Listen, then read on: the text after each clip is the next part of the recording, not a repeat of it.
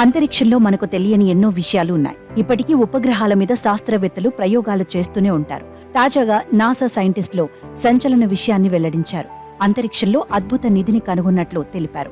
ఏకంగా వందల కోట్ల రూపాయల విలువైన బంగారం, ప్లాటినం, ఇతర విలువైన లోహాలను నాసా అన్వేషించింది. 1852లో అన్నీబాలే డిగాస్ప్రిస్ కనుగొన్న గ్రహశకలం 16 సైకీపై 140 మైళ్ల వ్యాస పరిధిలో బంగారం, ప్లాటినం సహా ఇతర లోహాలు ఉన్నట్లు నాసా శాస్త్రవేత్తలు కనుగొన్నారు. అయితే ఈ గ్రహశకలం అంగారక, గురు గ్రహాల మధ్య ఉన్నట్లు చెప్పారు.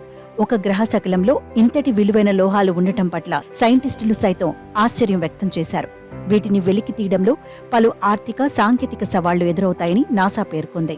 ఆస్టరాయిడ్లను చేరుకోవడమే లక్ష్యంగా నాసా సైకి మిషన్ను 2023 అక్టోబర్ 13న ప్రారంభించింది. తన పరిశోధనలో భాగంగా గ్రహశకలం 16 సైకీపై అపారంగా బంగారం, ప్లాటినం, నికిల్ వంటి ఖరీదైన లోహాలు ఉన్నట్టు నాసా నిర్ధారించింది. అవి తవ్వి భూమి మీదకు తేగలిగితే ప్రపంచ దేశాల స్థితిగతులే మారిపోతాయని చెబుతోంది. అంతరిక్ష మైనింగ్ సాంకేతిక పరిజ్ఞానం ఇంకా శైశవ దశలోనే ఉంది.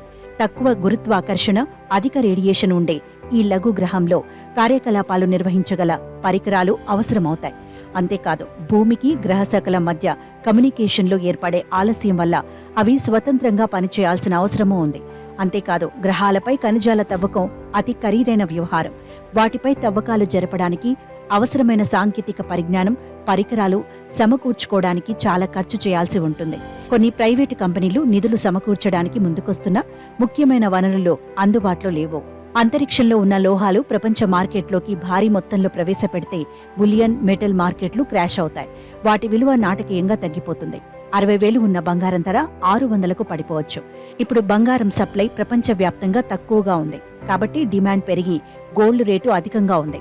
అదే డిమాండ్ లేకపోతే మార్కెట్లో కావలసినంత దొరికితే ఏ స్టీల్, లోహం ధరకు సమానంగా పడిపోతుంది. దీని కారణంగా ప్రపంచవ్యాప్తంగా పలు దేశాల ఆర్థిక వ్యవస్థల్లో తీవ్ర కుదుపులు సంభవించే అవకాశాలు లేకపోలేదు.